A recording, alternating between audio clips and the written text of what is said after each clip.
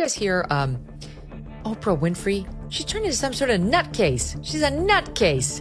Listen to her last night saying what she thinks the stakes are of this election. If we don't show up tomorrow, it is entirely possible that we will not have the opportunity to ever cast a ballot again. Superior Court of the State of California, County of Los Angeles, in the matter of the people of the State of California versus Orenthal James Simpson. We are voting to save ourselves from this precipice of danger. Would you spare me the drama? I realize you made $1 billion in the drama. Megyn Kelly critiques Oprah's closing message at a Kamala Harris rally, calling it overly dramatic. Kelly argues that Oprah's words missed the mark, adding unnecessary theatrics instead of addressing real issues, sparking debate over public figures' influence in politics. Oprah finally responded, and I'm going to show you a specific part of that clip, and then we'll talk after. Well, this is a really great point about being happier in the midst of an onslaught of being terrorized and vilified online. She just confirmed what I said last week in my video. Multimillionaires and billionaires do not value the opinions of people that they believe have less value than them. They will instead view it as haters, people who are not as happy as them, who are not doing as well as them. In the video that I posted last week, I explained how there is no self-reflection when it comes to multimillionaires and billionaires. I got a lot of hate because I mentioned that I've had family and friends that are multimillionaires, and I know the way they think because I've been in that surrounding and I've heard them talk. And then I got hate, people saying I was trying to show off or anything, but that was not the point of my video. Oprah responds to Megyn Kelly's critique with calm indifference, showing little concern for the criticism. Her reaction, as expected, reflects her focus on larger issues rather than engaging in media-fueled drama or personal disputes. If we don't show up tomorrow, it is entirely possible that we will not have the opportunity to ever cast a ballot again. Actually, I'm disappointed. I think Oprah's become a major divider in our country. And I think, frankly, she should be ashamed of herself. And you know who else should be ashamed? Fox. Because I've seen Oprah on Fox about 50 times making the same statement. And I think it's a disgrace what Fox does, because everyone thinks Fox is so pro-Trump. They're not pro-Trump at all. They've put Oprah on all morning long. After casting his vote, former President Donald Trump delivered a scathing critique of Oprah Winfrey and Fox News, responding to Winfrey's recent cautionary remarks at a Harris rally. Trump's remarks highlighted ongoing tensions surrounding the election and media influence. Jennifer Lopez, Beyonce, Oprah. If we don't show up tomorrow, it is entirely possible that we will not have the opportunity to ever cast a ballot again. You're going to look an audience in the face and you're going to tell them that if you vote for Donald Trump, you may not ever be able to cast a vote again. Who believed that? Who believed that coming from Oprah? Truly, who believed that? This is the kind of stuff that alienates an electorate, that alienates a vote or a voter. Because the freedom that you tell them they have, you try to confiscate morally by letting them know you ain't worth a damn unless you vote the way we say you should vote. Who's going to go for that in a general election with an economy rife with inflation, with over 12 million people coming crossing the borders, with people wondering about their dollars, the dollars that they earn, the dollars that they have in their pocket, the value of that dollar dissipating before our very eyes. But in the same breath, you're telling them that you got to take even more money out of their pocket to finance immigrants that come all across the border illegally at the behest of the Democratic Party looking to secure a voting bloc. Did you think that would work? Did you think that would work? Stephen A. Smith calls out Oprah Winfrey, accusing her of bending the tooth to support Kamala Harris. Smith's critique questions Winfrey's credibility, is adding another layer to the debate around celebrity influence and political endorsements in the current election. Absolutely. Absolutely, 100%. And I feel like she betrayed not just him, but my family. After he passed, she asked to do an interview with my cousins, Paris, Prince, and Blanket. So my grandmother invited Oprah over to Havenhurst, to my grandmother's house. And they had a sit down. My grandmother otherwise would not have allowed Paris, Prince, and Blanket to do an interview. But because Oprah was being so sincere, she allowed it. And so I feel like we've let her in so many times. And this is how she repays it. And build trust. I mean, because again, the Jackson family doesn't just let anybody in off the street. Right. What would you think Oprah has to gain from supporting a documentary like that? Honestly, I think this is way more political than people realize.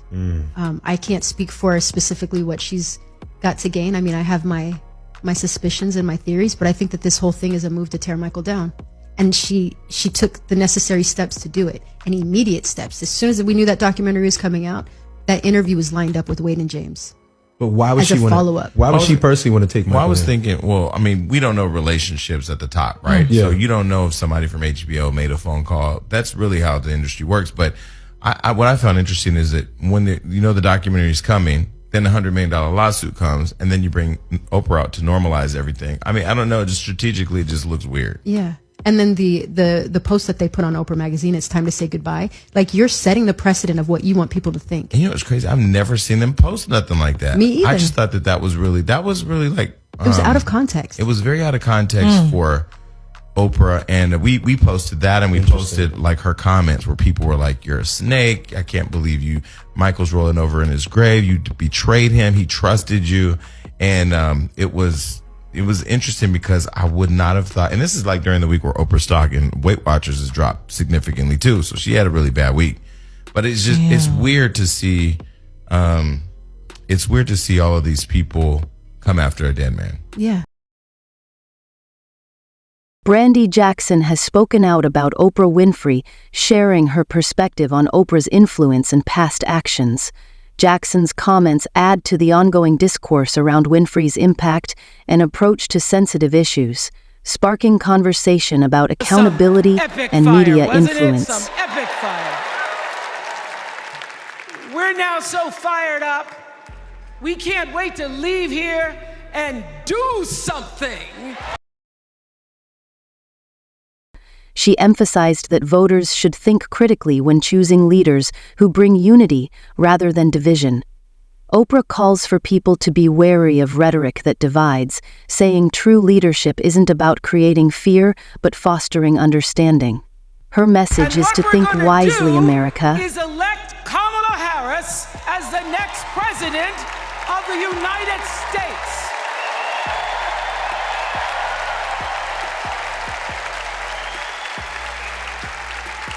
I am so honored to have been asked to speak on tonight's theme about what matters most to me, to you, and all of us Americans: freedom.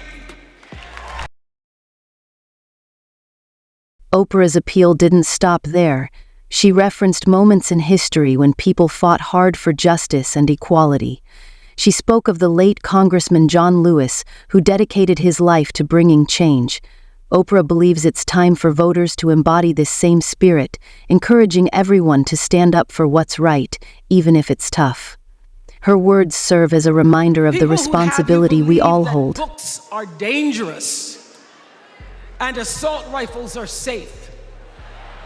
That there's a right way to worship and a wrong way to love.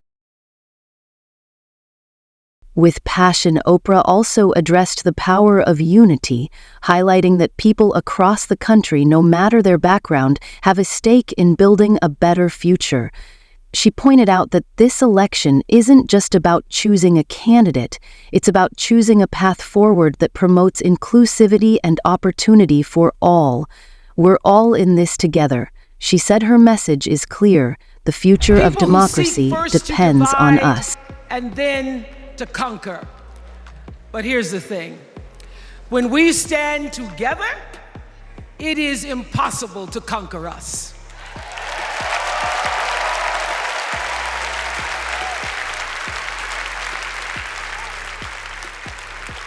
In the words of an extraordinary American, the late Congressman John Lewis, of all, and who embody the spirit of justice and compassion. prison for life in a couple of states for a doctor or nurse who provides health care. That was one of the most emotional moments from this event. Oprah was crying. I mean, many people in the audience were crying. And it really took me back, I mean, obviously, to the Oprah Winfrey that everyone had in their living rooms for, decades. The event highlighted how restrictive abortion laws impact real lives. Oprah, in her classic emotional style, underscored the tragedy by calling it a privacy. With many in the audience moved to tears, this moment captured the emotional stakes of the issue and emphasized Harris's stance on defending reproductive rights, a powerful topic Oprah hopes will resonate deeply with voters. Well, I think the abortion issue is effective. Whether Oprah is the person that brings it to us, Kamala Harris is the person that brings it to us. The thing is, stripping women of their rights in this country was always inevitably going to lead to death. And Amber's a perfect example of that. The doctors knew exactly what to do when she arrived at the hospital, and they waited 20 hours to do the necessary DNC. And she died because they waited too long. It's not that they didn't know what to do. It's not that there was a crisis. It was a completely, as her mother said, preventable death. The question now is, can Oprah's endorsement be a game changer? Political analysts suggest that while Oprah's influence is undeniable, it may not hold the same power as it did back in 2008. Younger voters, those under 30, might not feel the same connection to her, but her support does bring added visibility, especially among those familiar with her decades-long advocacy. When you take people's rights from them and you say all of this fits into this one tank, when it doesn't. Our health care is our bodies, it's our lives, it's our livelihoods. Quite frankly, it's an economic issue. I don't know why we keep separating the economy from abortion. How many people are sitting at your kitchen table is a kitchen table issue. So abortion is center. Whether Oprah brings it to us or not, abortion will be center to this election. Oprah's alignment with Kamala Harris is seen by some as an essential boost, especially as Harris tries to gain traction among base voters to secure victory. Harris needs stronger support in swing states and from crucial demographics, such as Black voters. Oprah's endorsement could be just the momentum Harris needs to reach those communities. Part of a strategy that the Harris campaign is putting out there, which is to largely avoid doing interviews. They're not necessarily settings that where she shines, so they're doing this instead. And this was very different for her. Might it work? Will this be enough? I mean, we have less than 50 days until the next election. So. The answer is it is not enough. It will work, partly. Yet experts argue that Harris still needs to do more, while events like this are significant. Undecided voters want answers on issues. Beyond carefully planned appearances, the challenge remains for Harris to connect deeply with voters and address their pressing concerns. Head on Oprah's presence is a start, but is it enough to win hearts and votes?